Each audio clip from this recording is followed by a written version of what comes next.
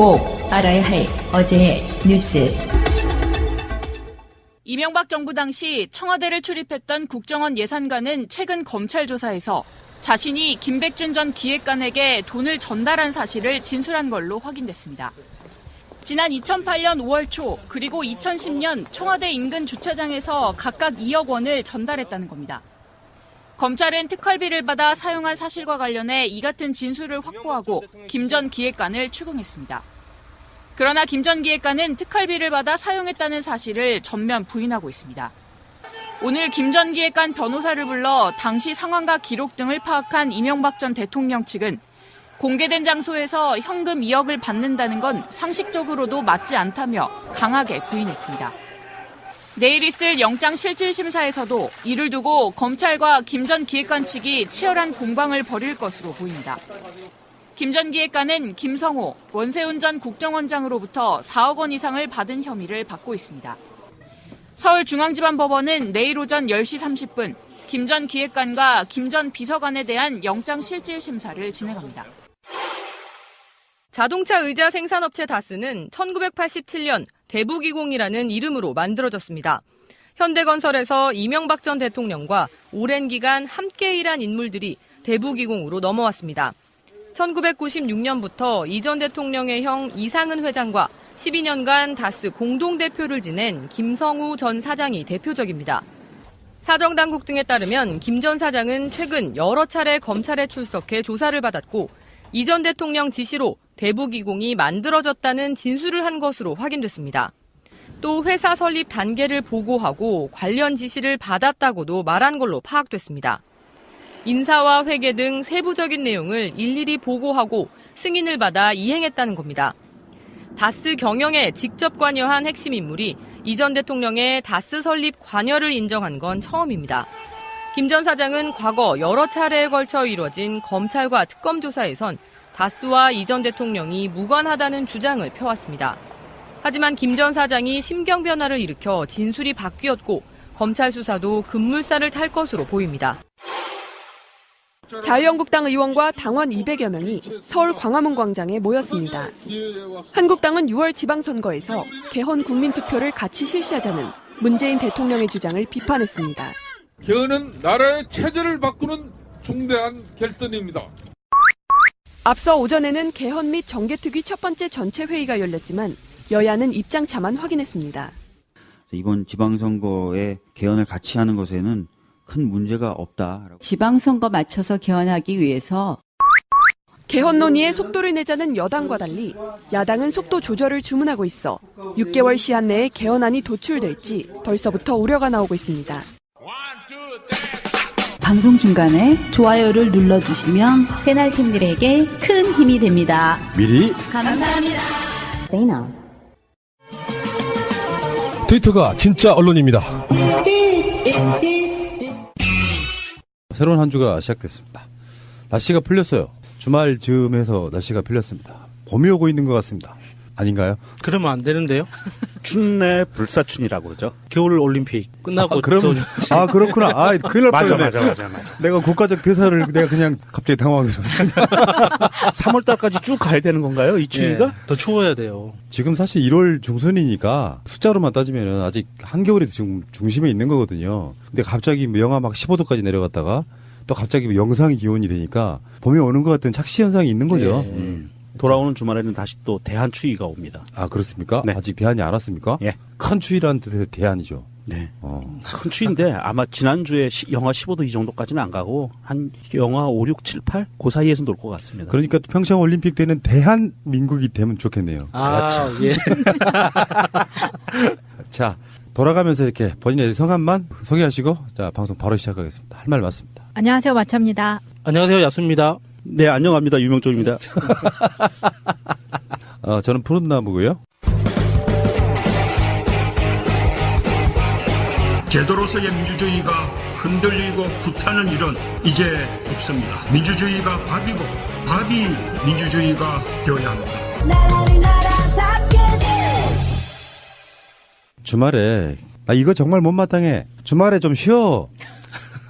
우리도 사실 일요일 날은 방송이 없는 편이거든요. 이제 김민석, 김현 방송만 일요일 날 있다 없다 하는데 일요일 날 쉬게 할 거면 언론사들은 쉬어야 되는데 이건 있어. 월요일 날 조간에 대문짝만하게 나가야 되기 때문에 일요일 날 발표하는 경우가 있습니다. 네. 조국 수석의 권력기관 구조 개혁안 이거는 월요일 하셔도 되는데 좀 미리 치고 나가는 것 같은데 이게 조국 수석이 일요일 날 이거를 기자회견 같이 발표문을 읽은 거는 사실은 국회 사법개혁특별위원회가 우리 녹음하는 월요일 오늘부터 시작이에요. 첫 회의가 있어요. 그래서 미리 선수를 그렇죠. 쳤다. 네, 그래서 이런 어떤 메시지를 준 겁니다. 열심히 하세요. 이렇게. 열심히 해주세요. 이렇게. 해주세요. 촛불 정신을 이어받아 주세요. 그리고 이렇게 해서 국회 차원에서 열심히 해주시기를 바랍니다라고 메시지를 던진 겁니다. 그렇죠. 상당히 파격적인 것들이 많아요. 물론 이거는 이제 정부 특히 청와대 안일 뿐이에요. 안. 그렇죠. 우린 이렇게 하기를 바란다. 그렇죠. 우리는 이렇게 내놓고 이제 이거 나중에 가면은 이제 너무 국회에서 이거를 많이 뜯어고쳐 버리면 걔 악이 되는 경우도 있지만 사실 이 정도가 우리가 바라는 선이다 이렇게 안을 미리 던진 거거든요. 이것 말고도 법무부의 안도 있고요. 한 개 기관 연결돼 있는 게 아니라 검찰, 국정원, 경찰 이렇게 다 연결이 돼 있지 않습니까? 그 중에 법 하나를 이렇게 단일 안으로 만드는 게 아니고 관련돼 있는 법들을 다 뜯어 고치는 거예요. 예. 굉장히 복잡한 구조를 갖고 있는 거다. 그리고 이게 방금 이제 청와대 안이라고 말씀하셨는데 엄격한 의미에서는 이게 사실은 그동안 수많은 전문가 그룹들이 모여서 의논하고 토의하고 해서 이거는 몇 개월에 만들어진 게 아니에요. 그 문재인 정부가 만들어지기 이전부터 학자들 간의 논의가 되었던 네. 몇 년간 논의가 되었던 것들의 축약본으로 만들어낸 거거든요. 그러니까 청와대 아니라고 그러면서 이거는 이제 야당들이 청와대가 뭐 청와대 마음대로 이렇게 하려고 그러냐 그러는 거에 이제 잘못 들어갈 수가 있는데 청와대 아니라기보다는 이거는 이제 국민들의 아니라고 봐야 되는 거죠. 국민들이 생각하고 있는 이 권력 분산. 저분이 그 촛불을 통해서 굉장히 많이 성숙하셨네. 맞는 말씀하셨고요. 네. 어쨌건 청와대에서는 이렇게 생각한다 요거고. 그렇죠. 예. 핵심은 이거라고 봐요. 굉장히 막 글자로 써놓으면 되게 복잡해지는데 덮표를 보면 한눈에 들어옵니다. 일단 국정원은 이름부터 바뀌어요. 대외안보정보원. 그래서 대공수사 부분을 떼내는 거죠. 간첩 잡는 일을 하지 마. 경찰로 넘겨서 안보수사처라는 걸 신설한다는 거죠. 경찰 안에 안보수사처. 그리고 검찰 개혁을 위해서는 공수처, 고위공직자 비리수사처 이거를 독립기구로 둔다는 거죠. 그다음에 수사권에 관한 부분은 웬만한 사건들은 수사를 경찰이 자주적으로 개시할 수 있게. 그다음에 특수한 경우에만 검찰도 수사권을 자기 스스로 행사할 수 있게 이렇게 해놓은 거고. 그다음에 경찰도 나뉘어요. 수사경찰하고 일반경찰로 이렇게 나뉘는 부분이고. 그리고 지금 여기 보니까 시도지사 밑에 있는 자치경찰도 그러니까 요 안을 던졌더니 김관영 경북지사가 찬성 이렇게 이야기를 하더라고요. 그런 부분도 있고. 이게 지금 큰 얼개잖아요. 지금 경찰 조직이 사실은 이제 이런 큰 안이 있는데 이것에 대해서 우려되는 부분은 경찰이 과연 이것을 받을 준비가 돼 있는가. 물론 이제 내부적으로 많은 논의가 있었던 것은 사실이고요. 이 경찰 조직 그 개편안을 보면 수사권을 경찰이 갖고 수사 지휘권이 없어지는 거죠. 검찰에. 그래서 검찰이 경찰에게 이렇게 수사하라고 수사 지휘권을 행사하는 것 자체를 없애야겠다는 거고요. 법률적으로. 그리고 이건 좀 헌법도 개정이 돼야 되는 겁니다. 그리고 일반 수사와 일반 경찰과 수사 전문 경찰 그리고 안보 수사처를 놓는 건데 다른 부분은 크게 저는 걱정이 되지는 않아요. 단 이 안에서 대한민국 경찰이 얼마만큼 인권을 지키면서 수사와 경찰 업무를 행사할 것인가에 대한 시스템적인 보완이 얼마만큼 될 것인가. 그리고 경찰 수뇌부나 일반 경찰들도 스스로 얼마만큼 본인들이 인권에 대해서 인지를 하고 있을까. 사실 이 부분이 가장 큰 핵심인 것 같아요. 우리가 가장 걱정하는 것도 사실은 인권 경찰이 아니었던 모습. 그것에 대해서 걱정하는 거거든요. 그런 이렇게 더 주겠다고 하는 이 권한을 제대로 쓸 수 있을까 하는 그 걱정도 굉장히 타당한데 그렇죠. 예. 이 검찰이 자기가 원래 가지고 있던 권한을 순순히 뺏길까, 넘겨줄 수 있을까.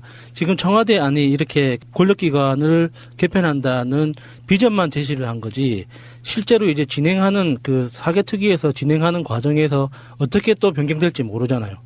그런데 지금 국회의원을 구성하고 있는 사람들의 면면을 들여다보면 사실 법조계하고 너무 가깝거든요. 특히 검찰이라는 권력기관하고 가까운 사람들이 많아서 검찰이 갖고 있던 굉장히 무소불위의 권력이었잖아요. 그렇죠. 전 세계적으로도 유일무이한 그런 특이한 수사기관인데 그 사람 자기들이 가지고 있던 그런 어마무시한 권력을 과연 순순히 내놓을까 하는 그런 우려도 있습니다. 그래서 그 자유한국당이 그랬잖아요. 이게 청와대의 하명이고 그 야당에게는 탄압이다. 뭐 이런 식으로 이제 이야기를 했는데 자유한국당이 이제 지방선거를 앞두고 이거에 대해서 포지션 잡기가 굉장히 힘들 거예요. 이걸 어떻게 자기들이 대응해야 되나, 무조건 반대하면 선거에서 불리하고.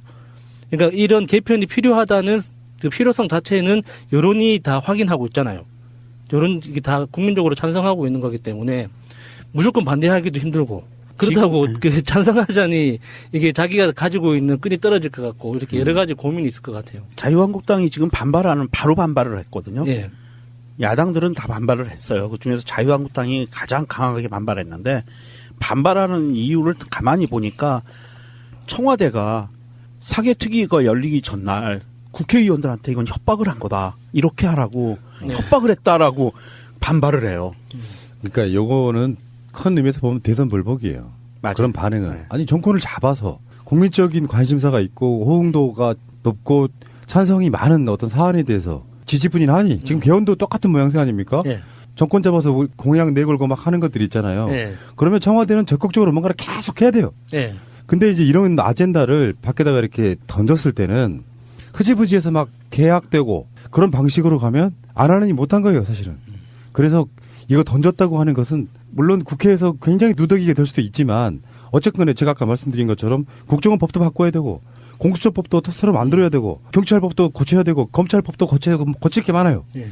근데 이 중에서 상당수 최소한 한 3분의 2 정도는 수용되는 안으로 가야 됩니다. 그렇게 안 되면 안 던지지만이 못해요. 예를 들면 다른 건 몰라도 최소한 너는 공수처하고 국정원에서 국내 업무를 빼는 것 정도는 해야 된다고 생각해요. 예. 사실 수사권 조정 이런 건 큰 맥락도 아니라고 봅니다. 그러니까 그런 선에서 어느 정도 이렇게 안이 만들어져 가지고 통과되는 걸 문재인 정부의 스타일로 보면 어떤 방식으로든지 이거는 100%는 아니더라도 상당히 많은 숫자를 반영해가지고 이 개혁을 이뤄낼 거라고 저는 보는데 야당의 반발들은 맥락이 없어요. 지금까지 흔쾌히 찬성한 게 있나? 없잖아. 예. 아직 야당을 안 해봐서 잘 몰라서 그런 거니까 그냥 그러려니 해야죠. 아직도 여당인 줄 아는 거야. 예. 지금 그 청와대 조국 수석이 나와서 이야기한 핵심은 사실은 몇 가지가 있는데 이런 국가 권력구조 개편안에 대해서 첫 번째는 과거 적폐에 대한 철저한 반성과 청산 굉장히 중요합니다. 이 권력구조 개편안에 숨어있는 정신은 그거다라는 거예요. 첫 번째가 그거고 두 번째는 촛불 정신을 계승한다는 거예요. 주권자인 국민의 의견과 여론이 여기에 숨어져 있다. 녹아져 들어가 있다라는 거고 세 번째는 굉장히 공정하게 권력을 분산시키려고 노력했다. 이 세 가지가 그 핵심 키포인트입니다. 그래서 이 뭐 일부 뭐 검찰이 어떠느니 저쩌느니 뭐 이런 것들은 다 그게 국소적인 거고 그거는 조금씩 수정될 수 있는 건데 과연 이 세 가지 큰 줄기의 그 이념을 이 안에 들어가져 있는 이념을 야당들이 이거를 뒷받침을 해줄 수 있을 것인가 굉장히 궁금하거든요. 이 국회 사개특위 그 사개특위가 구성이 이렇게 돼 있습니다. 지금 여당 7명 그리고 민주당이죠. 민주당 7명, 자유당 7명, 국민의당 2명, 정의당 1명 이렇게 돼 있어요. 구성이. 여기에서 앞으로도 계속 얘기가 나오겠지만 과거에도 얘기를 했지만 국민의당의 포지션이 어떻게 될 것인가가 이게 좌우하는 겁니다. 이 2명의 표가 정말 포인트예요.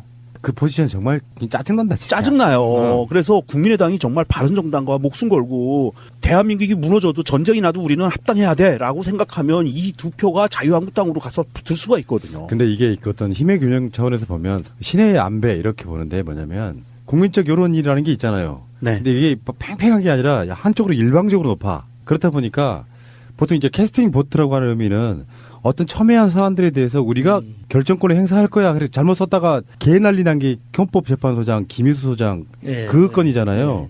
그러니까 캐스팅 보트의 역할도 국민적 여론이 한쪽으로 압도적으로 높은 상황을 갖고는 자기들이 나쁜 쪽으로 계약적으로 움직일 수가 없어요. 이런 면에서 보면 캐스팅 보트 안 하는 게 낫다. 별로 신경 쓸 거는 저는 없다고 봅니다. 만약에 뭐 그 캐스팅 보트 역할을 하겠다고 해서 국민의당이 역할을 한다고 해서 그 냉정하게 움직인다고 하더라도 뭐 제 희망은 그 국민의당에 두 명의 표가 있는 것이 하나는 통합 반대파로 갈 수도 있다라고 희망을 하고 있기 때문에 그렇게 큰 역할을 하리라고 보지는 못해요. 그런데 지금 이제 그 사개특위 구성이 거의 그 국민의당 2명, 정의당 1명 빼면 7명인 거예요. 여당과 제1야당이. 그것도 좀 짜증나기도 하고. 자, 뭐 어쨌건 아까 명정님도 경찰 두 분도 그렇게 이야기했잖아요. 경찰에 대한 부분. 이게 사람이 하는 일이라서 만약에 대공수사처 이런 거를 경찰이 가지고 오면 영화들에서 나오는 것처럼 경찰이 또 국정원만큼 악랄한 짓거리 하잖아요. 간첩 만들어내고. 예, 과거에 그런 적이 있었죠. 그런 경우가 있어서 그거에 대한 보안 장치 같은 것도 확실히 해놔야 된다고 생각하고 간첩 자체가 실제로 내려오는 건지도 사실 의문이에요. 맞아요. 굳이 간첩을 내려보내서 옛날처럼 뭔가 막 사회 분열을 조장하고 이런 경우는 사실 있을 수가 없다고 보는 거거든. 한국에 사는 사람 중에 과연 몇 %나 북한에서 내려온 사람들에 의해서 뭐 사회 분열이 책동당하고 그럴 사람들은 저는 없다고 보는 부분이라서. 검색하면 다 나와요. 네. 그런 거 있잖아. 다른 거 다 모르고 꼭 북한이 그 농협 해킹하는 거 이런 거 좀 잡아냈으면 좋겠어. 아니 저기 국방부도 해킹 당하는데. 아니, 그런 해킹 실력을 좀 배웠으면 좋겠어요. 그러니까 원전 뭐 저기 국방부 네. 농협 이런 데 해킹 당하는 것만 좀 잘 막아내도 되지 뭘. 간첩이라는 개념이요. 박정희 때 북한이 더 잘 살던 시절에 간첩들이 내려와가지고 남한이 너무 못 산다.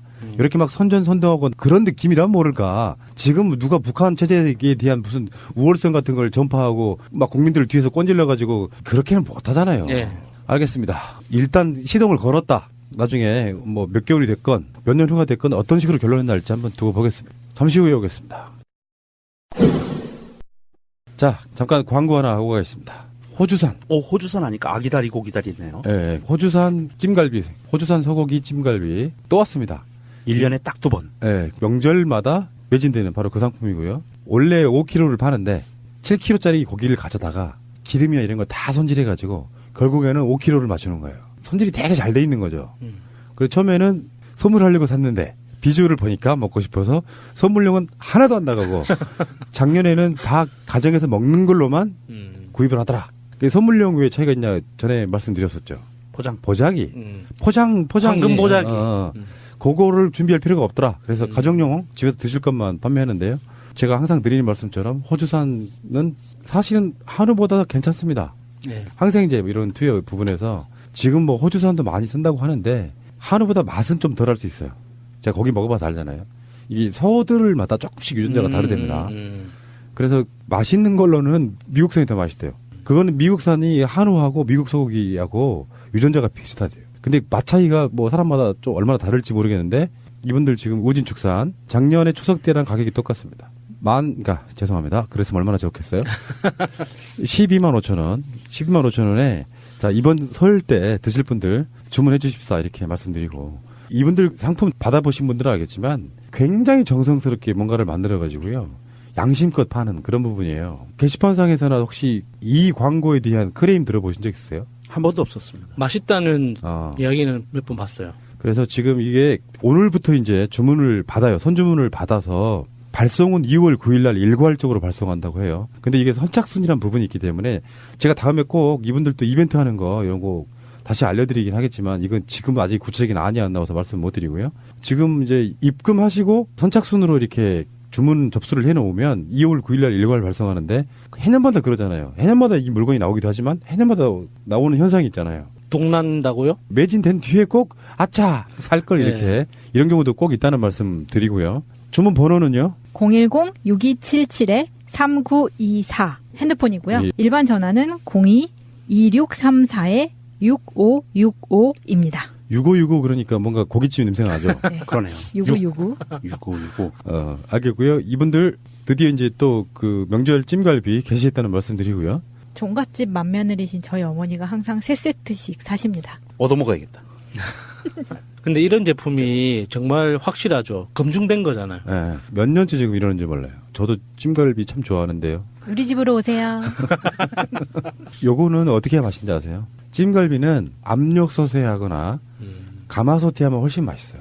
이렇게 질긴 느낌 말고 약간 이렇게 풀어진 느낌, 풀어진 느낌으로 이렇게 하려면 굉장히 고온에다가 꽉 쪄내야 이렇게 맛있는 거지. 그렇지 않은 경우는 그렇게 그닥 저는 맛있다고 생각하지 않습니다. 그렇게 해주세요. 저 왜 저래?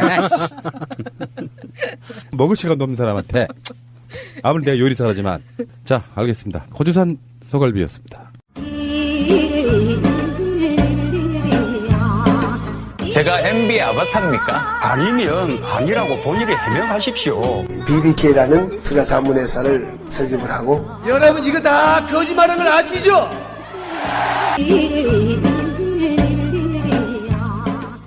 자, 짧게 재밌는 얘기 하나만 하고 가겠습니다. 박원순 시장이 한 토론회에 참석해가지고 본인의 생각들을 이야기를 했는데 우리가 많이 해왔던 이야기들을 실제로 그 유력한 정치인에 입에서 들으니까 굉장히 놀라웠던 이야기 잠깐만 하겠습니다. 서울대를 없앤답니다. 쉽진 않겠죠? 서울대 없애야 한다는 이야기 정말 많죠. 그래서 최소한 국공립 때는 무상교육을 해야 된다 이렇게. 결론적으로는 저는 이렇게 봐요. 이 방향성은 맞아요. 장기적으로 그렇게 가야 돼. 그러니까 한국 사회가 어떤 기반이 그렇게 튼튼하게 갖춰져 있지 못하다 보니까 자본주의의 갑작스러운 접목 그러면서 빈익빈 부익부 강자들만 살아남는 그런 사회로 쭉 만들어 오다 보니까 사실 국가나 사회가 어떤 기반에서 뭘 해야 되는지에 대한 개념이 없는 상태로 쭉 왔어요. 그러다가 민주정부가 들어서면서 이런 개념들이 조금씩 뿌리 내리다가 무상급식에 와서야 이제 사람들이 복지 개념이 좀 눈을 뜬 거지. 그전에 있던 분들은 뭘 밥을 공짜로 줘 이렇게 하겠는데 그건 말도 안 되는 소리고. 국가가 해야 될 일이 빨갱이 간첩 잡고 저기 나라 국민들 빨갱이 간첩 만들어내고 이런 짓거리를 하는 게 아니고 국민들이 살 수 있게 만들어주는 아주 단적인 예로 말씀드리면 우리가 가끔씩 방송에서 인용하죠. 프랑스 파리에 가면 내가 집이 필요해. 그러면 집을 요구할 수 있다고. 물론 여기에는 세금이라는 부분이 들어있어요. 세금 더 많이 내야 되는 부분도 있지만 어쨌든 간에 이 개념들이 이렇게 봐요. 김대중 대통령은 지방자치를 자기 스스로가 쟁취해냈고 그리고 지방자치를 통해서 복지를 구현하려고 했던 것 같아요. 그것을 더 이렇게 심화시키고 더 디테일하게 하고 싶었던 건 노무현 대통령이었고 그리고 지방 분권도 노무현 대통령 때 개념이 훨씬 더 강해졌어요. 그 중에 하나가 이제 혁신도시라든지 등등인데 그러다가 그게 지금 멈칫한 상황이 왔는데 그 과정 속에 그 힘을 받았던 게 이명박 때 무상급식 이런 부분이라고 생각해요. 그래서 박근혜 때는 완전히 이제 그런 부분들이 막 그 누리과정 같은 거 논쟁을 보면 청년수당, 청년배당 이런 것들 논쟁을 보면 복지에 대한 개념이 거의 없었던 정부 같고 그래서 다시 문재인 정부 들어서 그걸 민주정부 3기의 개념으로 더 이렇게 확대시키려고 하는데 그중에 가장 핵심은 지방 분권이라고 저는 보거든요. 그런데 여기에 하나 더 추가를 하는 게 다음에 있어서의 진짜 큰 아젠다는 이런 게 될 거다라고 예고하는 예고편처럼 저는 보였어요. 교육제도가 정말 핵심이죠. 우리가 촛불혁명이라고 이렇게 이름을 붙였잖아요. 우리가 그 문재인 대통령을 당선시켜낸 정권을 바꿔낸 이거를 촛불혁명이라고 하는데 정말 촛불혁명이라는 말이 진실이 되려면 마지막으로 교육제도까지 개혁이 돼야 돼요.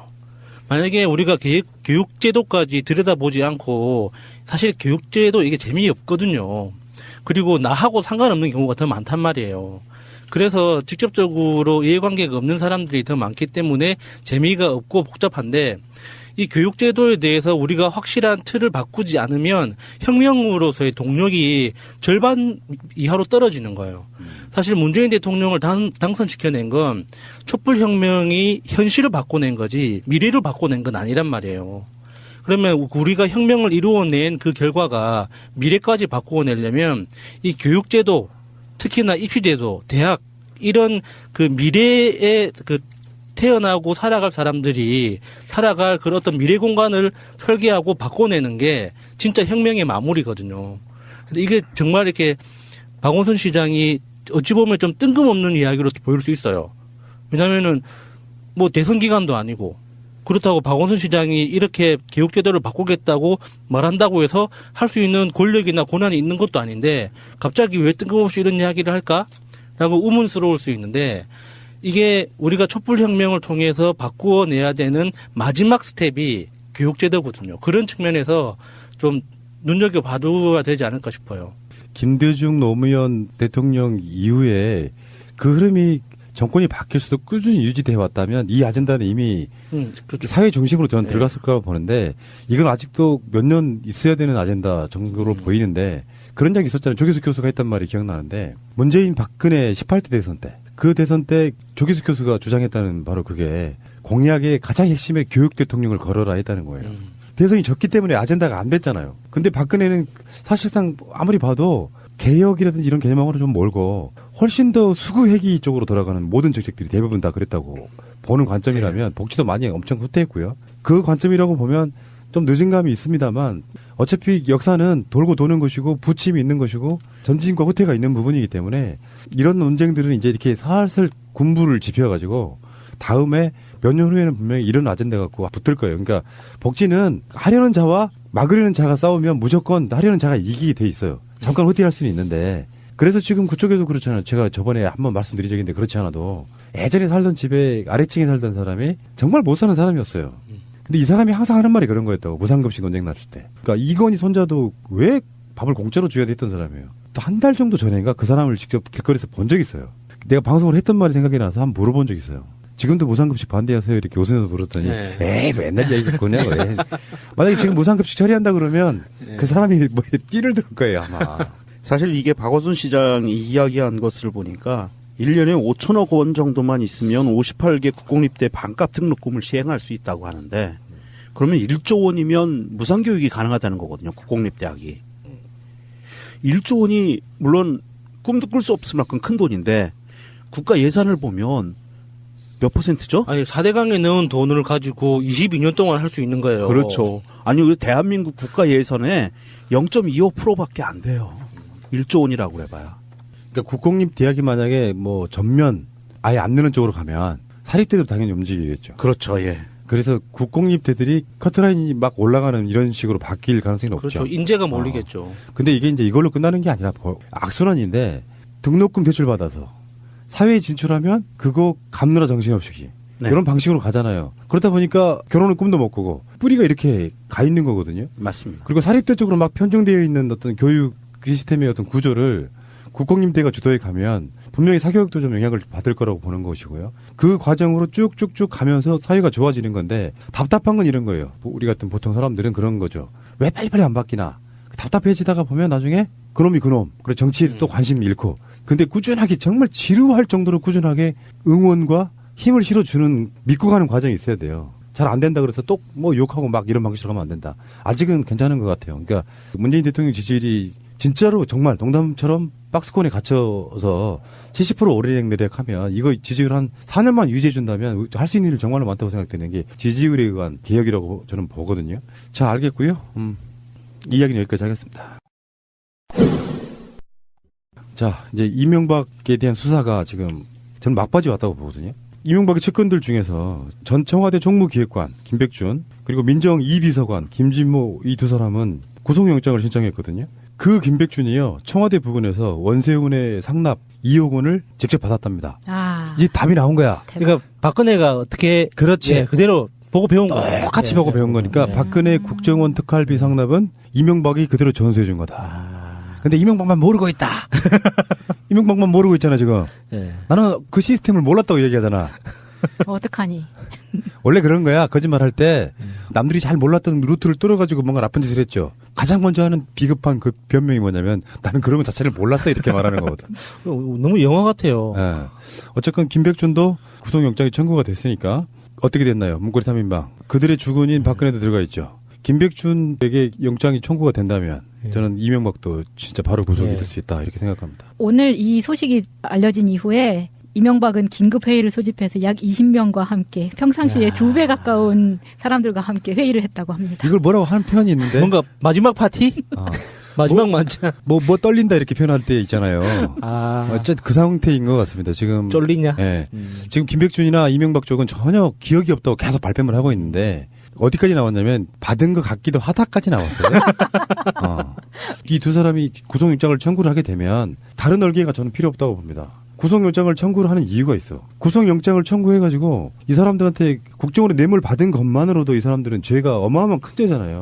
그러면 이 사람들로부터 실제로 누구 지시가 있었는지를 얻어내려는 거예요. 수사 기법상. 두 사람이 갇혀있는 순간에는 자기들이 불리한 진술을 할 수가 없잖아요. 자발적으로 그걸 내가 받았다. 말이 안 되는 거잖아. 국정원이 일개 비서관이 돈 달라고 해서 받았다? 이건 말이 안 된다고 생각해요. 그렇죠. 예. 그러니까 이명박이 바로 코앞에까지 가 있는 거죠. 이 사람들 입에서 이명박이라는 이름이 나오기만 기다리는 거예요. 그동안 그렇게 견고하게 버티고 이명박이 언론에도 몇 번씩 나오면서 견고하게 버틴 그 명박산성 한쪽에 지금 크랙이 가서 구멍이 뚫리고 있는 거예요. 사실은 이제 그 구멍을 넓히고 더 크랙 금 간 것을 더 확산시켜서 그 산성을 무너뜨리기 위한 지금 여러 가지 정황들이 나오고 있는 거거든요. 근데 이게 김백준 씨가 기사상으로 78세면 우리 나이로 보통 79세나 80세 정도라고 볼 수 있잖아요. 좀 놀랐어요. 이렇게 고령이신 분이, 고령인 사람이 도대체 무슨 부귀영화를 누리자고 지금에 와서 끝까지 이명박을 보호하는가? 도대체 이명박은 무슨 약을 쳐놨길래, 어떤 꼬투리를 잡고 있길래 이런 고령의 노인이 끝까지 버티고 있는 건지 좀 너무 신기하지 않아요? 나는 어렸을 때 40살만 넘으면 사람들이 다 늙어버린 건 줄 알았어. 근데 40살 돼 보니까 마음은 똑같아요. 아니 80이든 90이든 진시황은 왜? 그래도 구속되고 뭐 감옥에 갇히고 이런 거는 그러니까 잡아두는 거라고. 어떤 젊음과 돈에 대한 집착과 그 욕망이 많을수록 가다 두는 순간 이명박을 생각하지 않아요. 어쩐지 건강해 보이긴 하더라고요, 다들. 이 사람들은 계곡으로 단련된 그 건강 아니겠어요, 지금. 테니스도 치고. 이명박이 계곡이 안 줬다잖아요. 지 혼자 처먹었다던데. 김백준 따로 사 먹었겠지. 돈이 있는데. 근데 어쨌건 간에 지금 이명박의 최측근 이런 게 있잖아요. 예를 좀 들어주면 문재인 대통령한테 이해찬 전 총리는 어떤 관계일까요? 측근입니까?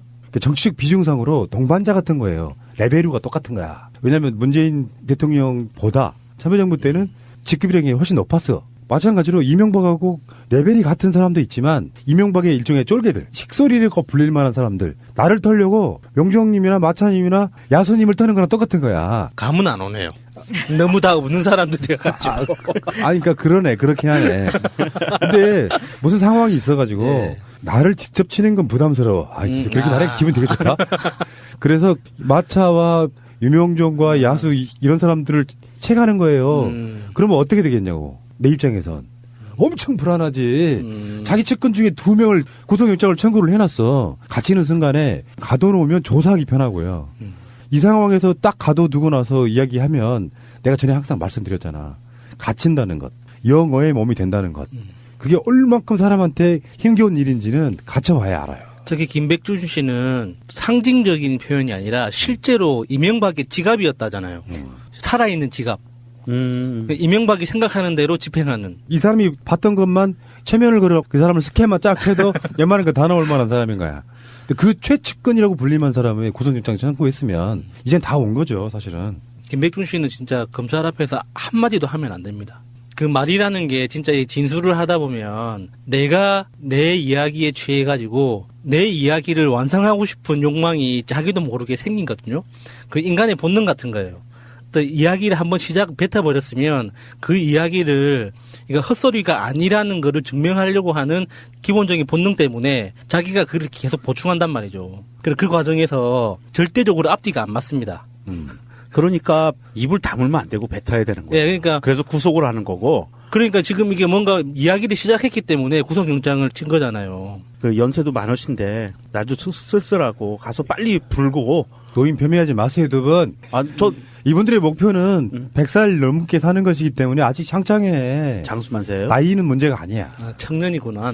그 논리대로 가면 이명박을 가둘 수가 없어, 고령이라고. 그러니까 노인들하고는 아무 상관없는 거야. 이건 노인 공경과도 아무런 문제가 안 돼. 나이에 대해서 이야기하지 마. 이 사람들의 나이는 실제로 명종님보다 훨씬 더 젊을지도 몰라. 실제적으로. 신체 나이. 맞아. 1940년생이면 2차 대전 일어날 때 태어난 사람이잖아요. 그 줄기세포 치료받고 그렇게 했을지도 몰라요. 아니 이 먹는 거를 보면은 알아요. 저보다 젊은 거 맞아. 신체 지수가 신체 나이가 다 저보다 젊어요. 이명박이나 이런 사람들 보면. 그렇겠죠. 예. 먹는 거 보면 압니다. 관리도 받고. 예. 그렇게 오랜 시간 동안 몸에다가 좋은 걸 쏟아 부었으면 당연히 기력이 넘치겠지. 그 메이크업 카페 같은 데 들어가면은 투머치 인포메이션이라고 해가지고 TMI라고 부르는 것들이 있거든요. 근데 그 중에 하나가 뭐냐면 지금 20, 30대 여자분들이 정말 싫어하는 그런 건데 이명박이 샤넬 메이크업 베이스 중에 복숭아 매배라는 게 있어요. 그걸 쓴다는 거예요. 뭔 말이래? 그게 무슨 말이에요? 그러니까 샤넬 향수 중에? 아니 샤넬에서 나오는 화장품 중에 메이크업 베이스라고 화장하기 전에 바르는 게 있는데 그거를 이명박이 평소에 그거 어떻게 알아요? 바른다는 거예요. 지금 이렇게 언론에 한 번씩 비칠 때마다 그래서 이명박 매배라고 불려요. 그 샤넬의 그 아이템이. 버렸네. 그러면서 애들이 되게 짜증을 내는데 또 하나가 있는데 안철수의 차차 틴트라는 게 있어요. 그건 이제 베네피트라는 브랜드에서 나오는 건데 그 차차 틴트예요. 틴트는 입술에 바르면 이게 이제 약간 촉촉해 일시적인 염색 같은 게 되는 거거든요. 근데 그거를 안철수가 좋아하는 게 차차 틴트다. 혹시 하태경도 그런 거 하지 않아요? 하태경 TV 나올 때 보니까 완전 시뻘겋게 나오던데. 그래서 각 정치인마다 그런 아이템들이 있어요. 아, 그렇군요. 아, 좋은 정보 감사해요. 그러면 각 브랜드에서 소송해야겠네요. 브랜드 이미지 소송시켰다고. 말도 안 되는 소리 하고 있어. 그걸 따라서 사는 사람들이 있어요. 대통령의 화장품. 뭐 이런 거, 이런 식으로. 에이, 많이 처발라라, 씨. 자, 어쨌건, 이명박은 지금 이제 조합을 안 속일 거고요. 검찰도 마지막 카드를 빼든 것 같아요. 지금까지 우리가 다스에 집중해 왔는데, 다스보다 훨씬 이명박을 칠 수 있는 더 빠른 길일 수도 있다. 국정원 뇌물이 갑툭튀 한 거거든요. 네. 근데 갑자기, 그러니까 나 이해가 안 되는 게 국정원에서 돈을 받아왔다. 민주정부 때는 없었다. 언제까지 있었는지 모르지만 민주정부 때는 없었다는 걸 지금 공식적으로 다 확인해 주고 있거든요. 그렇죠. 예. 근데 이명박 때 국가정보원의 특수활동비를 빼먹을 생각을 했다는 것 자체는 아, 이게 이명박이었구나라는 건 충분히 이해가 되잖아요. 습성이나 성향으로 머리 보면. 좋은 거예요. 근데 그 돈이 이명박한테 갔다는 소리를 확실한 물증을 갖고 저는 지금 띄는 거라고 보거든요. 검찰 입장에서는. 그래서 구속영장 청구를 했는데 김태효나 김관진처럼 만약에 구속이 안 될 경우에 또 받는 그 리스크 이건 좀 어마어마하게 컸겠지만 검찰은 좀 확신하고 있는 부분이 있는 것 같습니다. 이 다음엔 누구를 불러야 돼? 부른다면. 김백준과 이 사람들은 본인들이 뒤집어 쓰고 들어가야 되는 상황이 와요. 지갑을 불렀으니 이제 지갑 주인을 불러야죠. 징역 10년이에요, 최소한. 자기들이 징역 10년이면 억사할 수 있다고요, 여러분들. 아니요, 건강해요. 왜 노인 폄하하세요? 백골이 건강하신 분들인데. 알겠습니다. 예.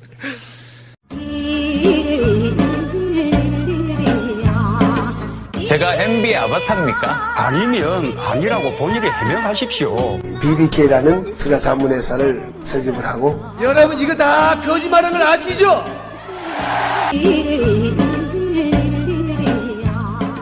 자, 근데 지금 국정원 특수활동비 뇌물과 맞먹는 정도의 가장 이제 강력한 거죠. 다스 문제인데 다스 문제도 저는 코앞에 와 있다고 봐요. 다스 압수수색 했지. 다 했어. 결정적인 거 하나가 나왔어요. 진술이긴 하지만 다스의 창업 자금을 이명박이 제공했다. 이런 증언이 나오고 있습니다.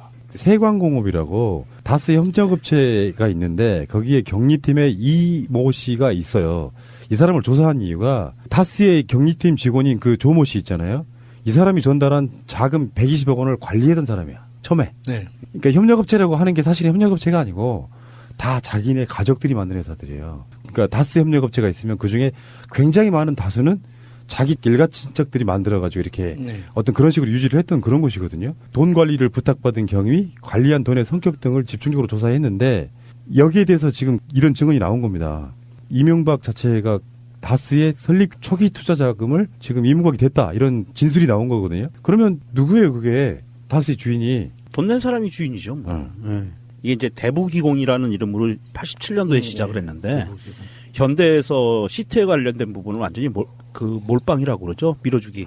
그걸로 큰 회사고 이명박은 또 철저한 현대맨이고 뭐 돈 낸 사람이 주인이겠죠. 저는 정말 제일 궁금한 게 이게 도곡동 땅을 판 돈으로 다스도 만들고 BBK도 투자하고 했다고 의혹이 있잖아요. 그러면은 그 도곡동 땅은 원래 이명박 거였을까? 이명박이 어디서 또 슈킹한 걸까? 그것도 궁금하더라고요. 그 강원도 지역에 평화의 댐 그리고 소양강댐 이런 걸 이렇게 짓는다고 했을 때 정주영 회장이 제일 먼저 강남 땅을 사들였잖아요. 그 이야기를 듣고. 그래서 그 강남 땅을 사들이면서 직원들 명의로 이제 다 돌려놨단 말이죠. 그 중에 하나를 이명박이 슈킹한 건 아닐까라는 상상의 나래를 펼쳐본 적이 있는데 이명박 같은 스타일이 자기 돈 주고 땅을 사거나 재산을 불린다는 건 사실 생각하기 어려워요. 압구정 아파트도 내 채를 또 김재정 씨 이름으로 이상득 씨 이름으로 차명으로 해가지고 현대에서 뜯어냈는데 이 현대의 그 직원들 앞으로 들려놨던 그 소유권, 땅 소유권을 자기 앞으로 이렇게 슬쩍 돌려가지고 욕을 많이 듣고 이렇게 퇴직한 건 아닐까 하는 상상을 해봤거든요. 내가 서울시장이 되고 대통령이 됐을 때 그 자리에다가 지하철을 내줌으로써 땅값을 몇백 배 튀겨버리는 방법도 있거든요. 아, 미리. 그런 식으로. 그러니까 현대건설이 결국은 IMF 이후에 망했다. 망해서 법정 관리 들어갔다가 다시 정상화된 거거든요. 현대건설이 망한 이유가 이명박 때문이라는 게 정설이에요. 중동이나 이런 데서 공사를 이렇게 무조건 수주해와요. 네. 그래서 이게 아랍에미레이트 같은 그런 짓을 많이 했다고. 그래갖고 외상으로 공사해 주는 거예요. 그 돈을 몇 건을 못 받아버리면 부도나 버리는 거거든요. 그러니까 현대건설에 뭐 이명박 신환에 뭐니 하지만 이런 거 있죠. 막 덤핑. 무조건 끌어와서 막 그 손해 보는 장사도 막 하고 그래야 되는 경우도 있어요. 어떤 그 세후 확보랄까 이런 걸 위해서. 결국에는 내가 예전에 트위터에서 활동할 때 굉장히 유명했던 것 중에 하나가 한국에 있는 모 다리를 이명박이 이거 지은 적인데 그 다리가 무너진 사건이 하나 있었어요. 그래서 막 뭔가 이렇게 문어발식으로 뭐 하기 좋아하고 하는데 수기장부라는 건 진짜 대표적으로 그런 거거든요. 일단 한쪽으로 뇌물 받고 협력업체한테는 뇌물 받고 이쪽에다는 임용 계약하고 어쨌건 이야기를 다시 원점으로 돌아오면 그래서 부정한 돈을 갖고 항상 말씀드리잖아요. 주가 조작과 횡령 이 돈을 갖고 자기 돈이 아닌 돈을 갖고 계속해서 돈을 불리고 회사를 더 유지해 나가고 이명박이 갖고 있는 면죄부가 있어요. 국민들한테. 원래 저 새끼는 그런 새끼라고 생각하니까 별로 크게 생각 안 하는 거예요. 민주 쪽 인사들이 그랬다고 하면 정말 세상이 뒤집어지라니까. 네. 모든 정황이 다 이명박 거라고 이야기를 하고 있는데 말이죠. 그 와중에 지금 정호영 특검이 주말에 나와서 뭘 잘했는지 본인이 기자회견 하더라고요. 나는 할 거 다 했다. 나는 다 했는데 검찰이 내 자료 받아갖고 수사를 안 한 직무유기다. 이러고 있어요. 그것을 보면서 제가 기함을 했어요. 놀랐어요. 저 사람이 특검 맞았었나? 왜냐하면 그때 이명박 BBK 특검에서는요. 실소유주와 실체를 밝히는 거였거든요. 특검 자체가. 그런데 이 사람은 초지일관, 시종일관 처음부터 끝까지 120억 원은 횡령이었고 그건 우리는 수사자료에 넣어서 검찰한테 줬다. 검찰이 수사를 안 한 거다. 요 얘기만 해요. 그러니까 특검이라는 사람이 나와서 완전히 프레임을 이게 BBK 다스가 이명박이 거였냐 아니었냐라는 논점을 완전히 120억 횡령으로 돌려버려요. 처음부터 끝까지. 그리고 그거는 여직원이 한 거라는 거를 우리는 수사해서 밝혀내서 검찰한테 줬다. 이 얘기만 하는 거예요. 재밌는 게 그 정호영 특검이 좀 프레임 전략을 잘못 쓰고 있는 것 같더라고요. 이게 명종님 말씀하신 것처럼 120억을 여직원의 횡령으로 몰다는 이 프레임 자체를 자기한테 적용하는 거예요. 정호영 특검이 나는 그렇게 봤다. 여직원의 개인 횡령으로 봤다. 그러니까 나한테 더 이상 묻지 말아라. 라는 개인 횡령이라는 그 혐의 자체를 그러니까 파악하지 못한 검찰한테 책임을 넘기거나 안 그러면 그 여직원이 우리가 모르는 어떤 그 특별한 보호를 받고 있을 수도 있다라는 관점으로 접근해야 되는데 그냥 말 그대로 나 바보야. 나는 120억 횡령한 거 알았지만 그냥 알았다는 걸로 그냥 그쳐서 수사 안 했어. 처벌도 안 했어. 라는 거를 믿어줘. 이런 식으로 이제 접근을 하는 거죠. 이 사람이 이야기하는 거는 요 사람의 그 기자회견 발표문만 딱 들은 사람들은 맞네 이렇게 얘기해요. 왜냐하면 그 당시 BBK 특검을 하게 되면은 국회의 동의를 얻고 해서 특검의 목표가 있어요. 수사 목표. 거기에 부합되는 거를 수사를 하는데 이 120억 관련은 여직원이 개인 횡령이기 때문에 이거는 특검의 수사 목표가 아니라는 거예요. 그러니까 프레임을 이건 확실히 여직원이 횡령한 거라니까? 라는 전제로 놓고 이 얘기를 다 풀어나가는 거예요.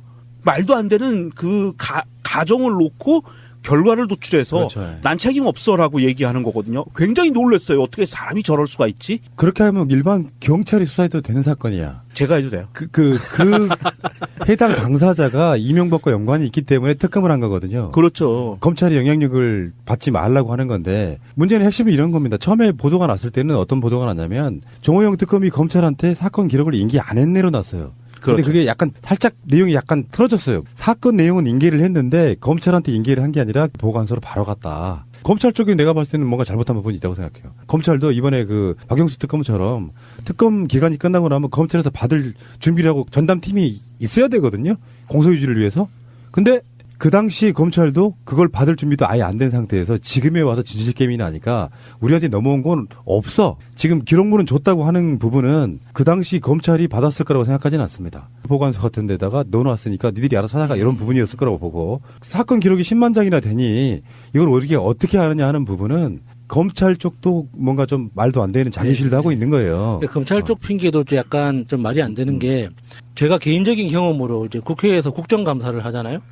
그러면 기관에서 제출하는 자료의 양이라는 게 보통 2,000페이지, 2,500페이지짜리 책자로 수십 권이 와요.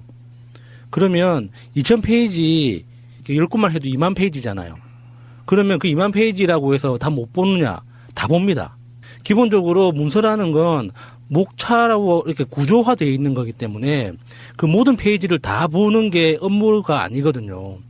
목차를 확인하고 목차 중에서 정말 그 중요도로 다시 내 기준으로 분류를 하고 하면서 수십만 페이지 정도 되는 보고서를 며칠간에 걸쳐서 다 확인해요. 근데 이게 기사상에서 10만 페이지가 넘는 사건 기록이라는 이 말만 보면 엄청나게 많은 것 같잖아요.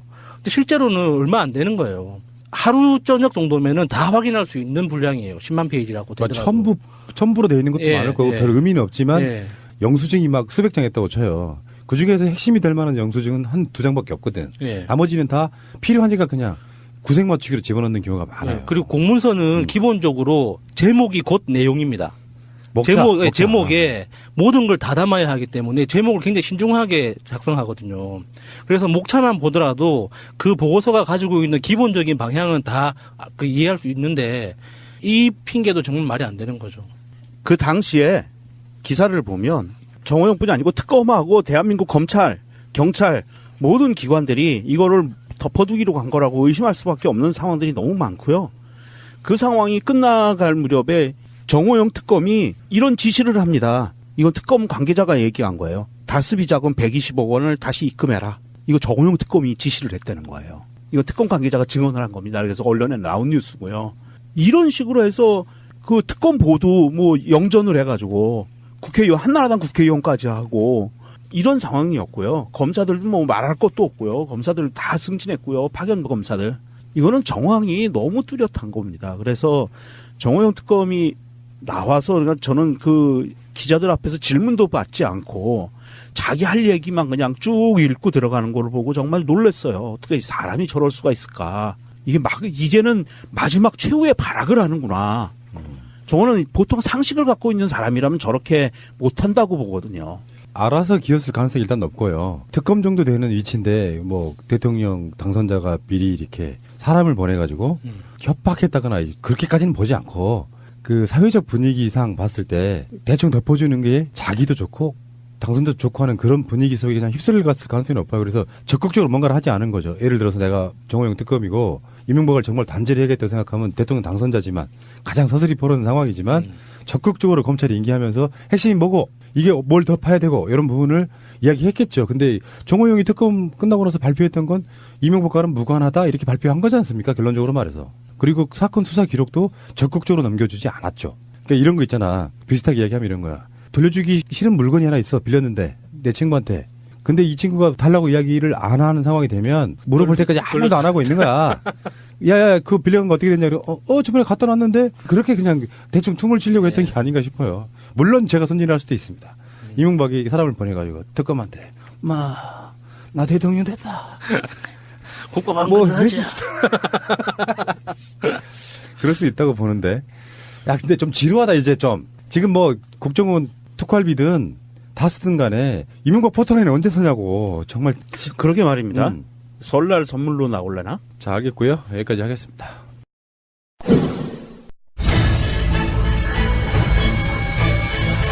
꼭 알아야 할 한 발짝 늦은 뉴스.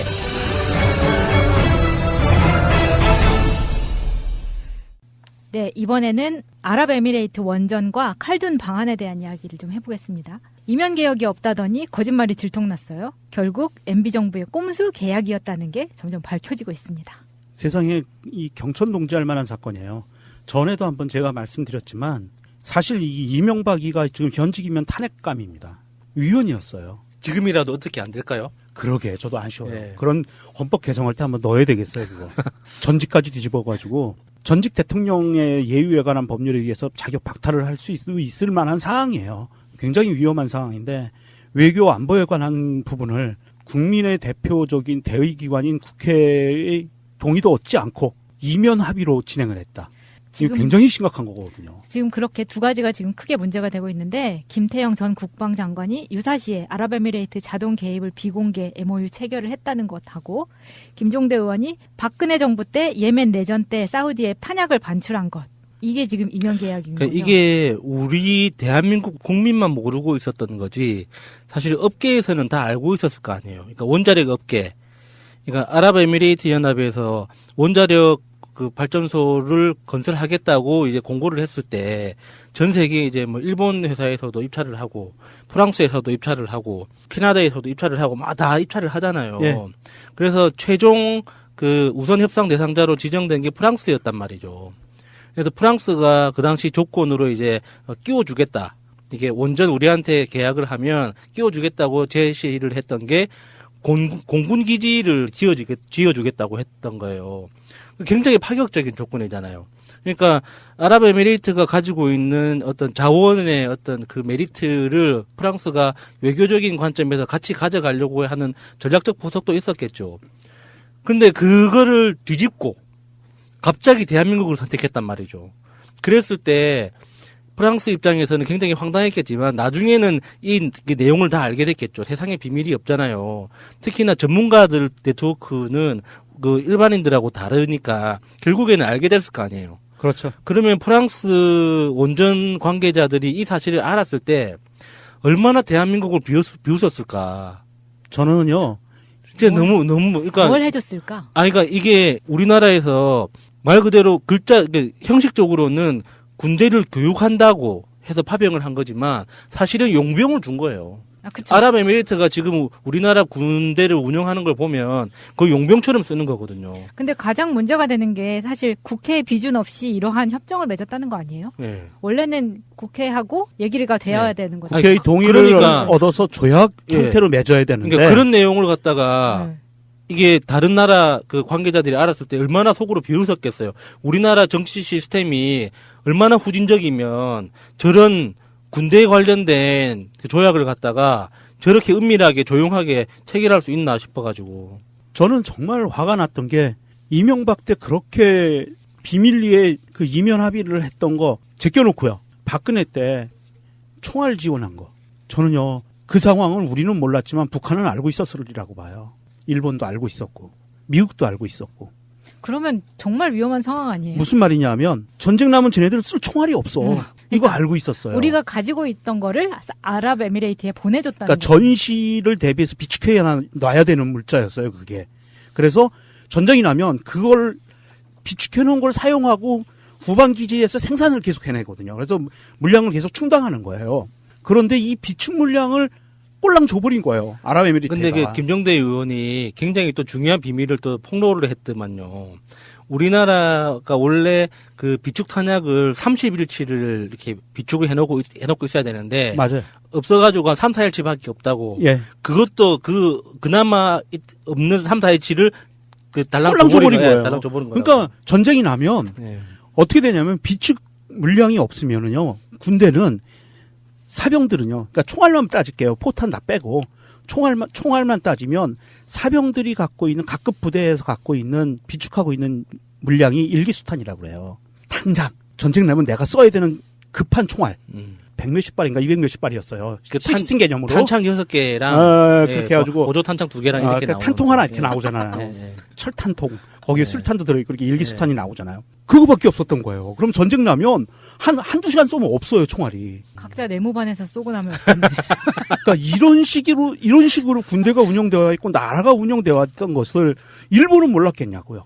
미국은 몰랐고 북한은 몰랐겠어요? 너무 무서운 이야기다, 이거는. 무섭죠. 그러니 한반도를 중심으로 정세가 이렇게 말도 안 되는 어마무시하게 더러운 꼴로 요동칠 수 있었던 상황을 보면 박근혜가 무슨 개인적인 꼬투리를 잡힌 게 아니라 이 상황이 일본이 쳐들어오면 싸울 무기가 없어. 총알이 없는데 어떻게 이렇게 되어버렸다. 이거는 국가 전복 세력으로 사용에 처해도 되지 않나? 메르스 사태 직전에 박근혜가 중동에 갔다 와서 낙타고기 먹고 와서 그 모든 청년들이 다 중동으로 가라. 그랬죠. 대한민국이 텅텅 비도록 가라. 그게 그 즈음이었다잖아요. 그렇죠. 그 즈음이에요.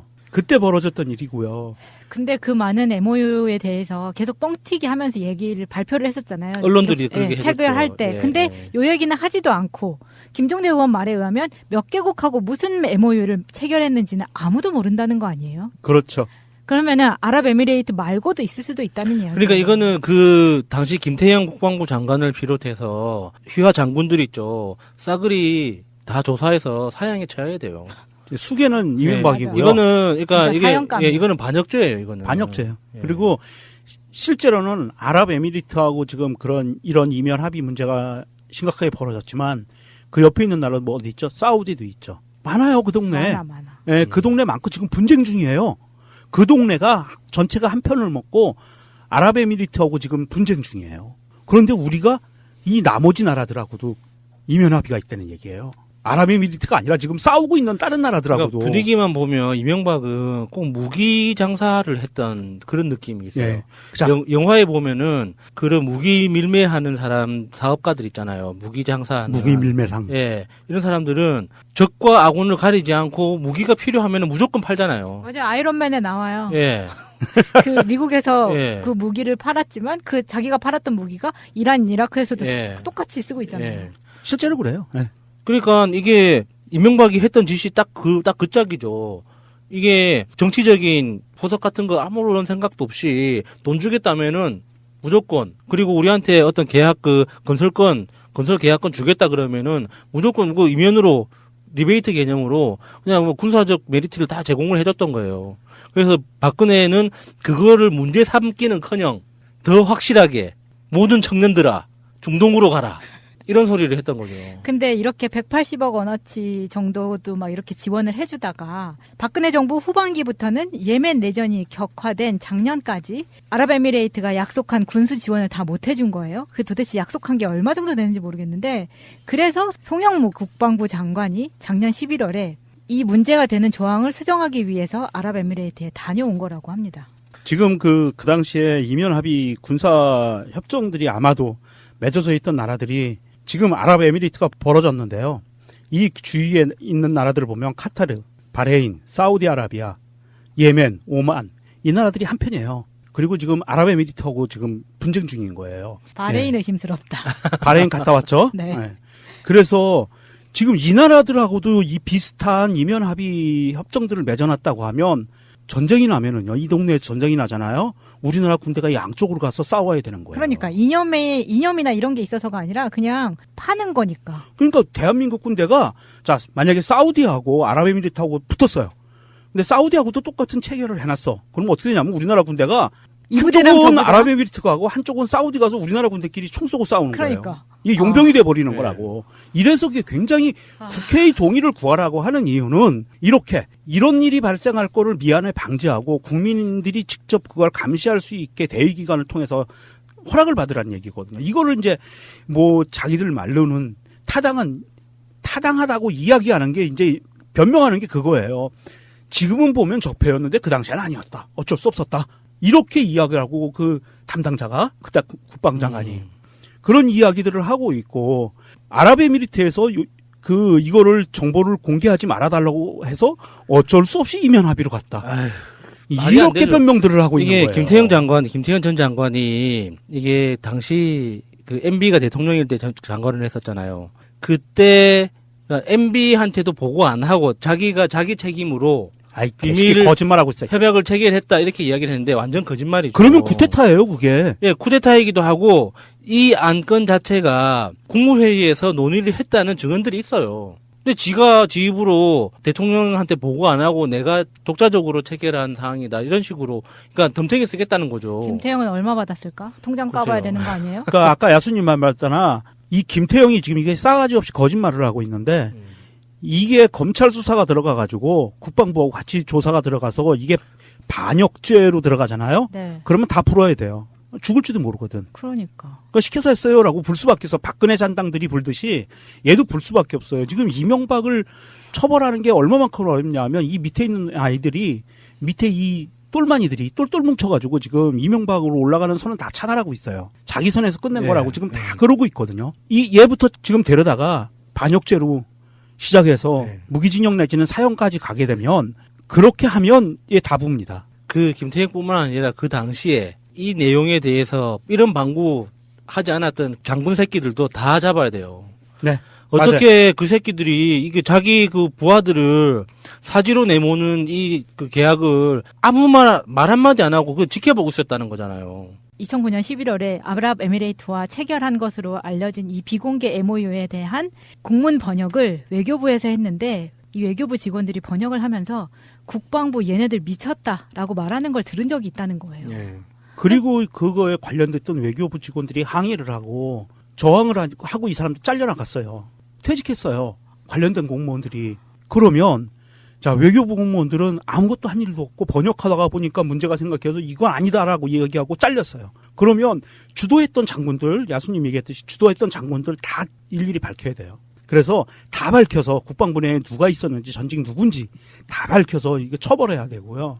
아니 진짜 헌정사에서 남의 나라 안보를 보장하겠다고 상호 방위 협정을 체결해 준 것은 이것은 한 건밖에 없다. 지금까지 이것 한 건밖에 밝혀진 없다. 것만. 아니 그거는 너무 당연한 거예요. 네. 아니 김종대 의원이 한 말이야. 그러니까 그런 그 협약이 존재할 수 없는 이유가 이거는 일종의 용병 계약인 거예요. 국가가 할 수 있는 게 아니에요.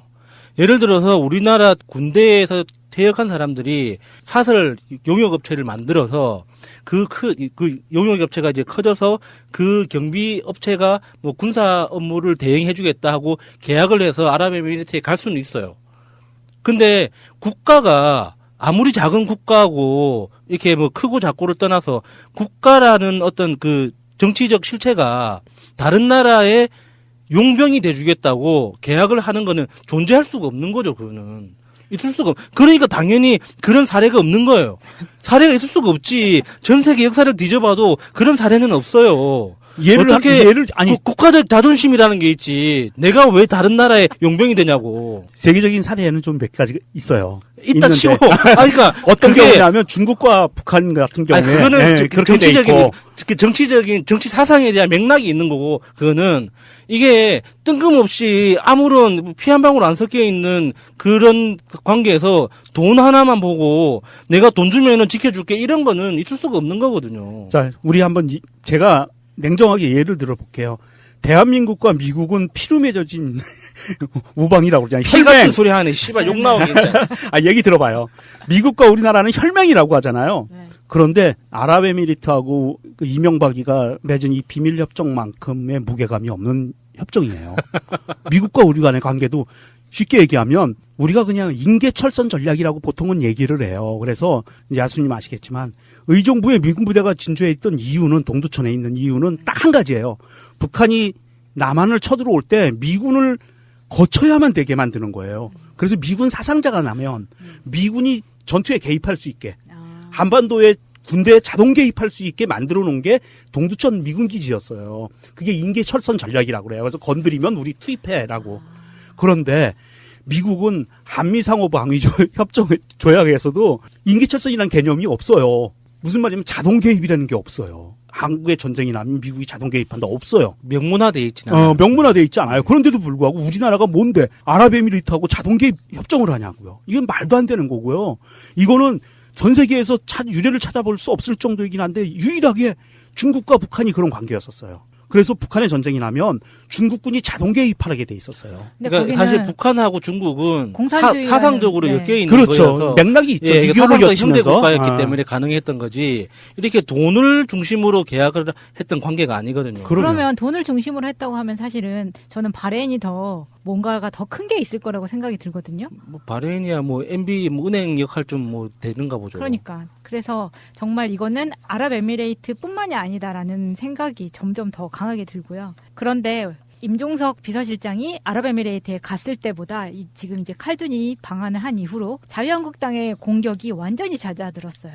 그럴 수밖에 없죠. 아니, 까보니 이게, 이렇게 되는 거죠.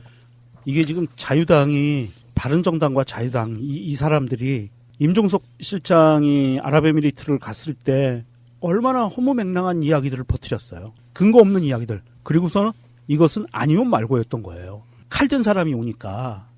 칼든 사람.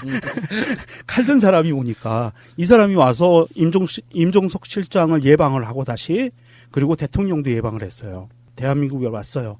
아랍에미리트 대표 자격으로 와서 협의를 하고 돌아갔단 말입니다. 그런데 대통령도 그렇고 이제 대통령이 공식적으로 그런 이야기를 했어요. 국가 간에 맺어진 정부 간에 맺어진 협상이건 조약이건 이런 부분들이 흠결이 있는 부분은 아랍에미리트와의 관계를 얘기하는 겁니다. 흠결이 있는 부분은 고쳐나갈 것다. 하지만 이걸 무효로 할 수는 없다. 왜냐? 박근혜 정부도 대한민국 정부였다는 거예요. 네. 문재인 정부는 그것조차도 인정해 준다는 겁니다.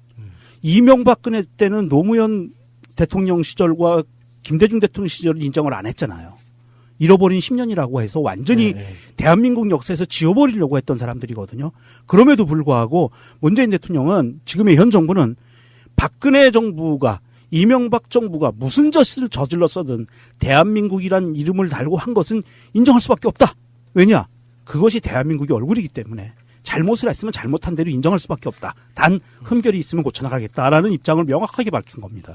그 흠결이라는 게 국내법을 위반하는 그 내용들이 많으니까 그렇죠. 그것을 국내법 내에서 합법적으로 집행할 수 있는 그 내용 안에서 이제 고쳐나가겠다는 거죠. 그렇죠. 절차를 지켜서 해나가겠다는 근데 거고요. 이제 문재인 대통령이 굉장히 젠틀하게 표현을 하기는 했지만 사실 이 내용, 그러니까 뭐 자동 개입이라든지 군수 물자 그 공급이라든지 이런 것들 자체가 굉장히 말이 안 되는 거여서 이제 이 근본적으로 조정을 할 수밖에 없는 상황이죠. 그런데 아랍에미레이트 입장에서는 이제 대한민국처럼 지금 현재 기준으로 봤을 때 이제 국제적으로 굉장히 위상이 높아진, 외교적으로 정치적으로 위상이 높아진 나라의 대통령을 상대로 해서 그냥 우리 방식대로 도장 찍었으면은 죽을 때까지 지켜라고 할 수는 없는 거니까 일단 온도 조절을 하기 위해서 왔다고 해야 되나? 그래서 그렇게 볼 수밖에 없는 건데 우리는 이제 확실하게 결정을 할 수밖에 없는 거죠.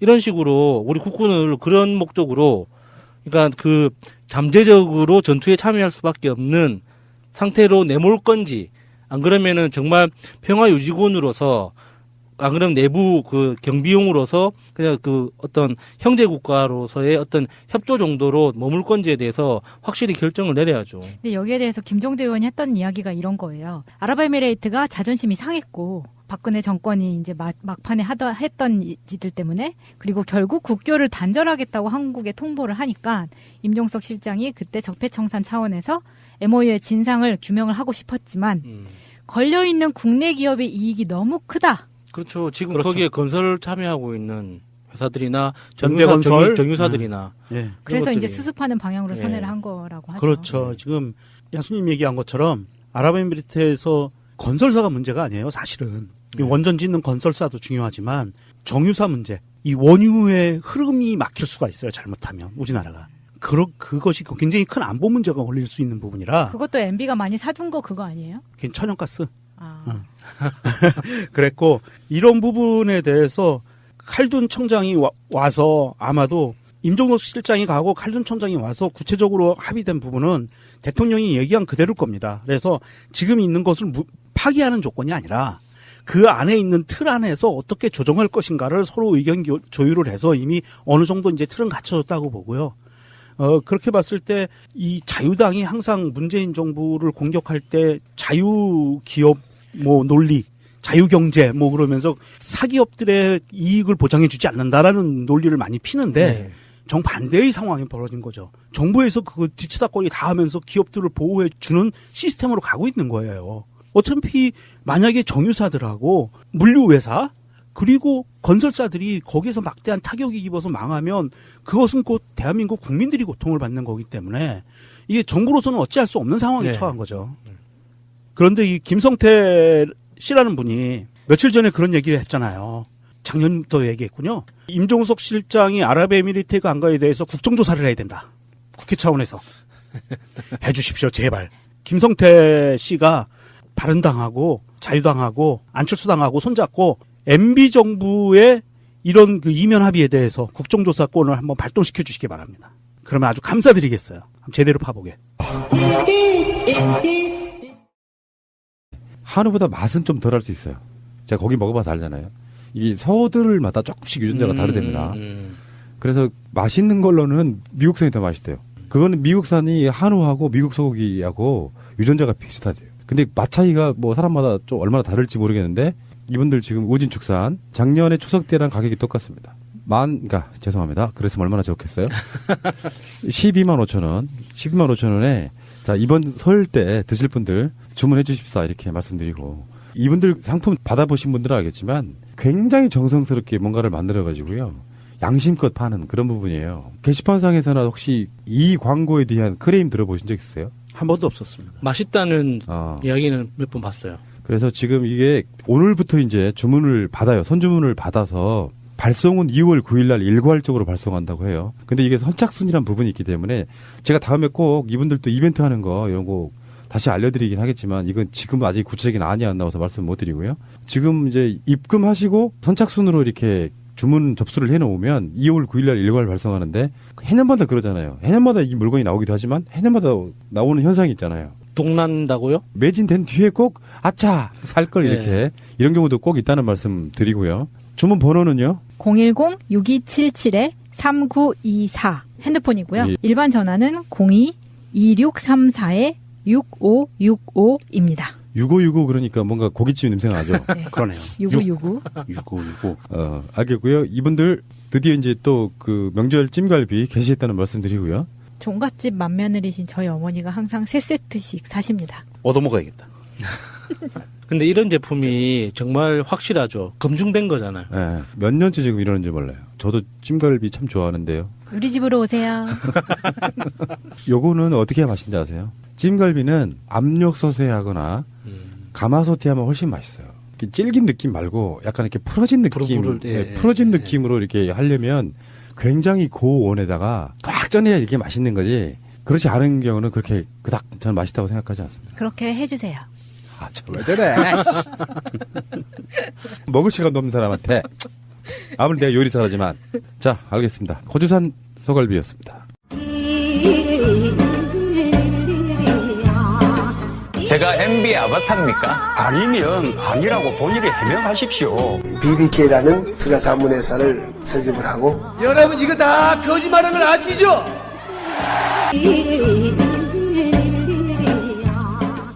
자, 짧게 재밌는 얘기 하나만 하고 가겠습니다. 박원순 시장이 한 토론회에 참석해가지고 본인의 생각들을 이야기를 했는데 우리가 많이 해왔던 이야기들을 실제로 그 유력한 정치인에 입에서 들으니까 굉장히 놀라웠던 이야기 잠깐만 하겠습니다. 서울대를 없앤답니다. 쉽진 않겠죠? 서울대 없애야 한다는 이야기 정말 많죠. 그래서 최소한 국공립대는 무상교육을 해야 된다 이렇게. 결론적으로는 저는 이렇게 봐요. 이 방향성은 맞아요. 장기적으로 그렇게 가야 돼. 그러니까 한국 사회가 어떤 기반이 그렇게 튼튼하게 갖춰져 있지 못하다 보니까 자본주의의 갑작스러운 접목 그러면서 빈익빈 부익부 강자들만 살아남는 그런 사회로 쭉 만들어 오다 보니까 사실 국가나 사회가 어떤 기반에서 뭘 해야 되는지에 대한 개념이 없는 상태로 쭉 왔어요.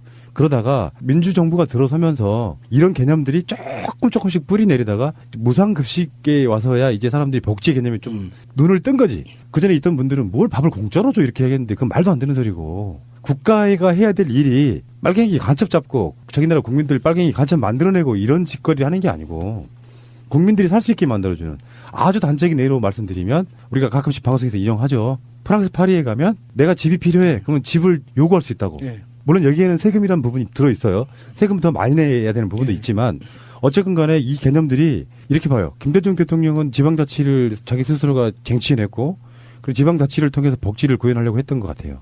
그것을 더 이렇게 심화시키고 더 디테일하게 하고 싶었던 건 노무현 대통령이었고 그리고 지방 분권도 노무현 대통령 때 개념이 훨씬 더 강해졌어요. 그 중에 하나가 이제 혁신도시라든지 등등인데 그러다가 키포인트입니다. 그래서 이 뭐 일부 뭐 검찰이 어떠느니 저쩌느니 뭐 이런 것들은 다 그게 국소적인 거고 그거는 조금씩 수정될 수 있는 건데 과연 이 세 가지 큰 줄기의 그 이념을 이 안에 들어가져 있는 이념을 야당들이 이거를 뒷받침을 해줄 수 있을 것인가 굉장히 궁금하거든요.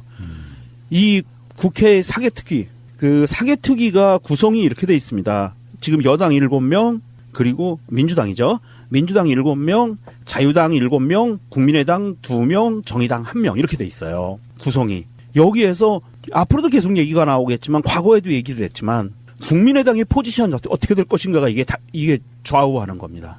이 2명의 표가 정말 포인트예요.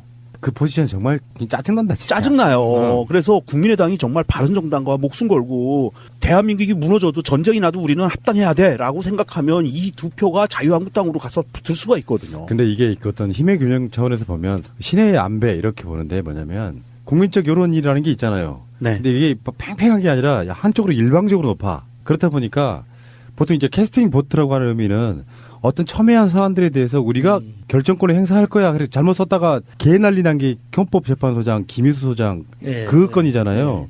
그러니까 캐스팅 보트의 역할도 국민적 여론이 한쪽으로 압도적으로 높은 상황을 갖고는 자기들이 나쁜 쪽으로 계약적으로 움직일 수가 없어요. 이런 면에서 보면 캐스팅부터 안 하는 게 낫다. 별 신경 쓸 거는 저는 없다고 봅니다. 만약에 뭐 그 캐스팅 보트 역할을 하겠다고 해서 국민의당이 역할을 한다고 해서 그 냉정하게 움직인다고 하더라도 뭐 제 희망은 그 국민의당에 두 명의 표가 있는 것이 하나는 통합 반대파로 갈 수도 있다라고 희망을 하고 있기 때문에 그렇게 큰 역할을 하리라고 보지는 못해요. 그런데 지금 이제 그 사개특위 구성이 거의 그 국민의당 2명, 정의당 1명 빼면 7명인 거예요. 여당과 제1야당이. 그것도 좀 짜증나기도 하고. 자, 뭐 어쨌건 아까 명정님도 경찰 두 분도 그렇게 이야기했잖아요. 경찰 릴레이트한 부분. 이게 사람이 하는 일이라서 만약에 대공수사처 이런 거를 경찰이 가지고 오면 영화들에서 나오는 것처럼 경찰이 또 국정원만큼 악랄한 짓거리 하잖아요. 간첩 만들어내고. 예, 과거에 그런 적이 있었죠. 그런 경우가 있어서 그거에 대한 보안 장치 같은 것도 확실히 해놔야 된다고 생각하고 간첩 자체가 실제로 내려오는 건지도 사실 의문이에요. 맞아요. 굳이 간첩을 내려보내서 옛날처럼 뭔가 막 사회 분열을 조장하고 이런 경우는 사실 있을 수가 없다고 보는 거거든. 한국에 사는 사람 중에 과연 몇 %나 북한에서 내려온 사람들에 의해서 뭐 사회 분열이 책동당하고 그럴 사람들은 저는 없다고 보는 부분이라서. 검색하면 다 나와요. 네. 그런 거 있잖아. 다른 거 다 모르고 꼭 북한이 그 농협 해킹하는 거 이런 거 좀 잡아냈으면 좋겠어. 아니 여기 국방부도 해킹 당하는데. 아니, 그런 해킹 실력을 좀 배웠으면 좋겠어요. 그러니까 원전 뭐 저기 국방부 네. 농협 이런 데 해킹 당하는 것만 좀 잘 막아내도 되지. 뭘 간첩이라는 개념이요. 박정희 때 북한이 더 잘 살던 시절에 간첩들이 내려와가지고 남한이 너무 못 산다. 이렇게 막 선전선동하고 그런 느낌이란 모를까. 지금 누가 북한 체제에 대한 무슨 우월성 같은 걸 전파하고 막 국민들을 뒤에서 꼰질러가지고 그렇게는 못하잖아요. 네. 알겠습니다. 일단 시동을 걸었다. 나중에 뭐 몇 개월이 됐건 몇 년 후가 됐건 어떤 식으로 결론이 날지 한번 두고 보겠습니다. 잠시 후에 오겠습니다. 자, 잠깐 광고 하나 하고 가겠습니다. 호주산. 호주산 하니까 아기다리 고기다리네요. 네, 호주산 찜갈비, 호주산 소고기 찜갈비 또 왔습니다. 1년에 딱 2번. 네, 명절마다 매진되는 바로 그 상품이고요. 원래 5kg를 파는데 7kg짜리 고기를 가져다가 기름이나 이런 거 다 손질해가지고 결국에는 5kg를 맞추는 거예요. 손질이 되게 잘 돼 있는 거죠. 그래서 처음에는 선물하려고 샀는데 비주얼을 보니까 먹고 싶어서 선물용은 하나도 안 나가고 작년에는 다 가정에서 먹는 걸로만 구입을 하더라. 선물용 왜 차이가 있냐 전에 말씀드렸었죠. 보자기. 포장. 황금 보자기. 그거를 준비할 필요가 없더라. 그래서 가정용 집에서 드실 것만 판매하는데요. 제가 항상 드리는 말씀처럼 호주산은 사실은 한우보다 괜찮습니다. 네. 항생제 이런 투여 부분에서 지금 뭐 호주산도 많이 쓴다고 하는데 인권을 지키면서 수사와 경찰의 업무를 행사할 것인가에 대한 시스템적인 보완이 얼마만큼 될 것인가. 그리고 경찰 수뇌부나 일반 경찰들도 스스로 얼마만큼 본인들이 인권에 대해서 인지를 하고 있을까. 사실 이 부분이 가장 큰 핵심인 것 같아요. 우리가 가장 걱정하는 것도 사실은 인권 경찰이 아닌 어떤 모습, 그것에 대해서 걱정하는 거거든요. 이렇게 더 주겠다고 하는 이 권한을 제대로 쓸 수 있을까 하는 그 걱정도 굉장히 타당한데. 그렇죠. 예. 이 검찰이 자기가 원래 가지고 있던 권한을 순순히 뺏길까, 넘겨줄 수 있을까. 지금 청와대 안에 이렇게 권력기관을 개편한다는 비전만 제시를 한 거지, 실제로 이제 진행하는 사개특위에서 진행하는 과정에서 어떻게 또 변경될지 모르잖아요. 그런데 지금 국회의원을 구성하고 있는 사람들의 면면을 들여다보면 사실 법조계하고 너무 가깝거든요. 특히 검찰이라는 권력기관하고 가까운 사람들이 많아서 검찰이 갖고 있던 굉장히 무소불위의 권력이었잖아요. 그렇죠. 전 세계적으로도 유일무이한 그런 특이한 수사기관인데 자기들이 가지고 있던 그런 어마무시한 권력을 과연 순순히 내놓을까 하는 그런 우려도 있습니다. 그래서 자유한국당이 그랬잖아요. 이게 청와대의 하명이고 야당에게는 탄압이다. 이런 식으로 이제 이야기를 했는데, 자유한국당이 이제 지방선거를 앞두고 이거에 대해서 포지션 잡기가 굉장히 힘들 거예요. 이걸 어떻게 자기들이 대응해야 되나, 무조건 반대하면 선거에서 불리하고. 그러니까 이런 개편이 필요하다는 필요성 자체는 여론이 다 확인하고 있잖아요. 이게 다 국민적으로 찬성하고 있는 거기 때문에 무조건 반대하기도 힘들고. 그렇다고 찬성하자니 이게 자기가 가지고 있는 끈이 떨어질 것 같고 이렇게 여러 가지 고민이 있을 것 같아요. 자유한국당이 지금 바로 반발을 했거든요. 예. 야당들은 다 반발을 했어요. 그중에서 자유한국당이 가장 강하게 반발했는데 반발하는 이유를 가만히 보니까 청와대가 사개특위가 열리기 전날 국회의원들한테 이건 협박을 한 거다. 이렇게 하라고 협박을 했다라고 반발을 해요. 그러니까 요거는 큰 의미에서 보면 대선 불복이에요. 맞아요. 그런 반응은. 아니 정권을 잡아서 국민적인 관심사가 있고 호응도가 높고 찬성이 많은 어떤 사안에 대해서 지지분이 하니 지금 개헌도 똑같은 모양새 아닙니까? 정권 잡아서 공약 내걸고 막 하는 것들이 있잖아요. 그러면 청와대는 적극적으로 뭔가를 계속 해야 돼요. 근데 이제 이런 아젠다를 밖에다가 이렇게 던졌을 때는 흐지부지해서 막 계약되고 그런 방식으로 가면 안 하느니 못한 거예요, 사실은. 그래서 이거 던졌다고 하는 것은 물론 국회에서 굉장히 누더기게 될 수도 있지만 어쨌건 제가 아까 말씀드린 것처럼 국정원법도 바꿔야 되고 공수처법도 새로 만들어야 되고 경찰법도 고쳐야 되고 검찰법도 고쳐야 되고 고칠 게 많아요. 근데 이 중에서 상당수 최소한 한 3분의 2 정도는 수용되는 안으로 가야 됩니다. 그렇게 안 되면 안 던지지만이 못해요. 예를 들면 다른 건 몰라도 최소한 너는 공수처하고 국정원에서 국내 업무를 빼는 것 정도는 해야 된다고 생각해요. 사실 수사권 조정 이런 건 큰 맥락도 아니라고 봅니다. 그러니까 그런 선에서 어느 정도 이렇게 안이 만들어져 가지고 통과되는 걸 문재인 정부의 스타일로 보면 어떤 방식으로든지 이거는 100%는 아니더라도 상당히 많은 숫자를 반영해가지고 이 개혁을 이뤄낼 거라고 저는 보는데 야당의 반발들은 맥락이 없어요. 지금까지 흔쾌히 찬성한 게 있나? 없잖아. 아직 야당을 안 해봐서 잘 몰라서 그런 거니까 그냥 그러려니 해야죠. 아직도 여당인 줄 아는 거야.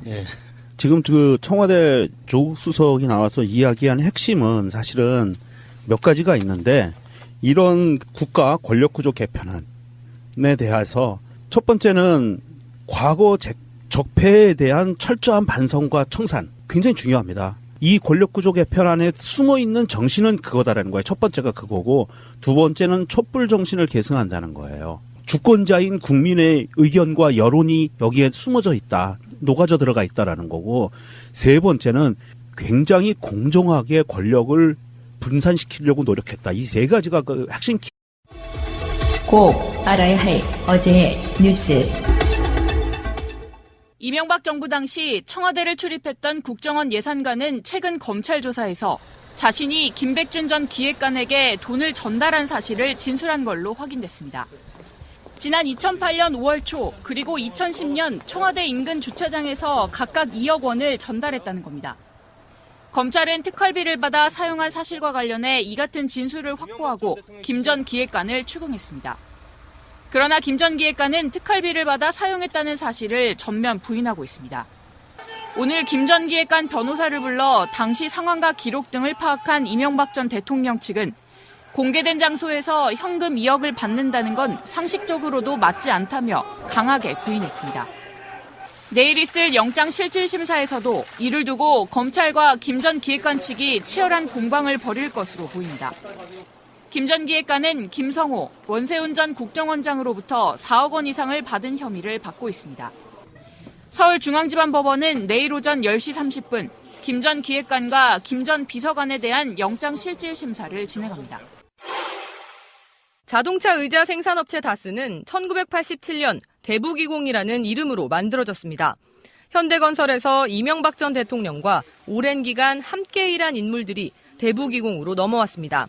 1996년부터 이 전 대통령의 형 이상은 회장과 12년간 다스 공동대표를 지낸 김성우 전 사장이 대표적입니다.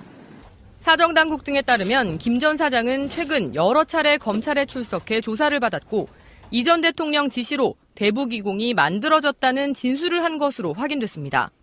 또 회사 설립 단계를 보고하고 관련 지시를 받았다고도 말한 걸로 파악됐습니다.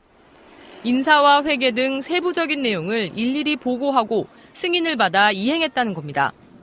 다스 경영에 직접 관여한 핵심 인물이 이 전 대통령의 다스 설립 관여를 인정한 건 처음입니다.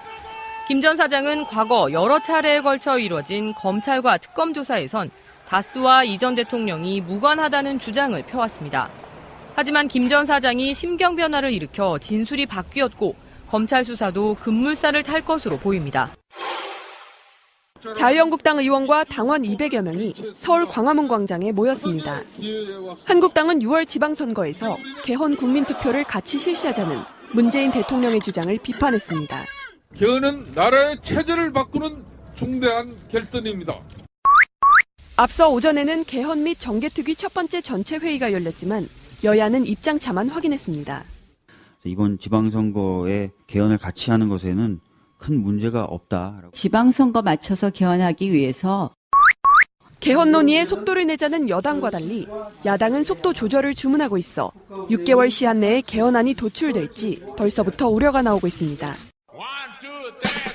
방송 중간에 좋아요를 눌러주시면 새날팀들에게 큰 힘이 됩니다. 미리 감사합니다. 트위터가 진짜 언론입니다. 새로운 한 주가 시작됐습니다. 날씨가 풀렸어요. 주말 즈음에서 날씨가 풀렸습니다. 봄이 오고 있는 것 같습니다. 아닌가요? 그러면 안 되는데요? 춘내 불사춘이라고 그러죠. 겨울 올림픽 끝나고 그러면 그렇구나. 큰일 날 맞아. 뻔했네. 내가 국가적 대사를 내가 그냥 갑자기 당황스럽습니다. 3월 달까지 쭉 가야 되는 건가요? 이 추위가? 네, 더 추워야 돼요. 지금 사실 1월 중순이니까 숫자로만 따지면은 아직 한겨울이 지금 중심에 있는 거거든요. 근데 갑자기 영하 막 15도까지 내려갔다가 또 갑자기 영상의 기온이 되니까 봄이 오는 것 같은 착시 현상이 있는 거죠. 돌아오는 주말에는 다시 또 대한 추위가 옵니다. 아, 그렇습니까? 네. 아직 대안이 안 왔습니까? 예. 큰 추위라는 뜻의 대안이죠. 네. 큰 추위인데 아마 지난주에 영하 15도 이 정도까지는 안 가고 한 영하 5, 6, 7, 8? 그 사이에서 놀 것 같습니다. 그러니까 또 평창 올림픽 때는 대한민국이 되면 좋겠네요. 그렇죠. 예. 자, 돌아가면서 이렇게 본인의 성함만 소개하시고 자, 방송 바로 시작하겠습니다. 할 말 맞습니다. 안녕하세요, 마차입니다. 안녕하세요, 야수입니다. 네, 안녕합니다. 유명종입니다. 저는 푸른나무고요. 제도로서의 민주주의가 흔들리고 구타는 일은 이제 없습니다. 민주주의가 밥이고 밥이 민주주의가 되어야 합니다. 주말에 나 이거 정말 못마땅해. 주말에 좀 쉬어. 우리도 사실 일요일 날은 방송이 없는 편이거든요. 이제 김민석, 김현 방송만 일요일 날 있다 없다 하는데 일요일 날 쉬게 할 거면 언론사들 쉬어야 되는데 이건 있어. 월요일 날 조간에 대문짝만하게 나가야 되기 때문에 일요일 날 발표하는 경우가 있습니다. 조국 수석의 권력기관 구조개혁안 이거는 월요일 하셔도 되는데 좀 미리 치고 나가는 것 같은데 이게 조국 수석이 일요일 날 이거를 기자회견 같이 발표문을 읽은 거는 사실은 국회 사법개혁특별위원회가 우리 녹음하는 월요일 오늘부터 시작이에요. 첫 회의가 있어요. 그래서 미리 선수를 그렇죠. 쳤다. 예, 그래서 이런 어떤 메시지를 준 겁니다. 열심히 하세요. 이렇게. 열심히 해주세요. 이렇게. 해주세요. 촛불 정신을 이어받아 주세요. 그리고 이렇게 해서 국회 차원에서 열심히 해주시기를 바랍니다라고 메시지를 던진 겁니다. 그렇죠. 상당히 파격적인 것들이 많아요. 물론 이거는 이제 정부 특히 청와대 안일 뿐이에요. 안. 그렇죠. 예. 우린 이렇게 하길 바란다. 그렇죠. 우리는 이렇게 내놓고 이제 이거 나중에 가면은 이제 너무 국회에서 이거를 많이 뜯어고쳐 버리면 그게 악이 되는 경우도 있지만 사실 이 정도가 우리가 바라는 선이다 이렇게 안을 미리 던진 거거든요. 이거 말고도 법무부의 안도 있고요. 한 개 기관 연결돼 있는 게 아니라 검찰, 국정원, 경찰 이렇게 다 연결이 돼 있지 않습니까? 그 중에 법 하나를 이렇게 단일 안으로 만드는 게 아니고 관련돼 있는 법들을 다 뜯어 고치는 거예요. 예. 굉장히 복잡한 구조를 갖고 있는 거다. 그리고 이게 방금 이제 청와대 안이라고 말씀하셨는데 엄격한 의미에서는 이게 사실은 그동안 수많은 전문가 그룹들이 모여서 의논하고 토의하고 해서 이거는 몇 개월에 만들어진 게 아니에요. 그 문재인 정부가 만들어지기 이전부터 학자들 간의 논의가 되었던 몇 년간 논의가 되었던 것들의 축약본으로 만들어낸 거거든요. 이게 청와대 아니라고 그러면서 이거는 이제 야당들이 청와대가 뭐 청와대 마음대로 이렇게 하려고 그러는 거에 이제 잘못 들어갈 수가 있는데 청와대 아니라기보다는 이거는 이제 국민들의 아니라고 봐야 되는 거죠. 국민들이 생각하고 있는 이 권력 분산. 저분이 그 촛불을 통해서 굉장히 많이 성숙하셨네. 맞는 말씀하셨고요. 네. 어쨌건 청와대에서는 이렇게 생각한다 요거고. 그렇죠. 예. 핵심은 이거라고 봐요. 굉장히 막 글자로 써놓으면 되게 복잡해지는데 도표를 보면 한눈에 들어옵니다. 일단 국정원은 이름부터 바뀌어요. 대외안보정보원. 그래서 대공수사 부분을 떼내는 거죠. 간첩 잡는 일을 하지 마. 경찰로 넘겨서 안보수사처라는 걸 신설한다는 거죠. 경찰 안에 안보수사처. 그리고 검찰 개혁을 위해서는 공수처, 고위공직자 비리수사처 이거를 독립기구로 둔다는 거죠.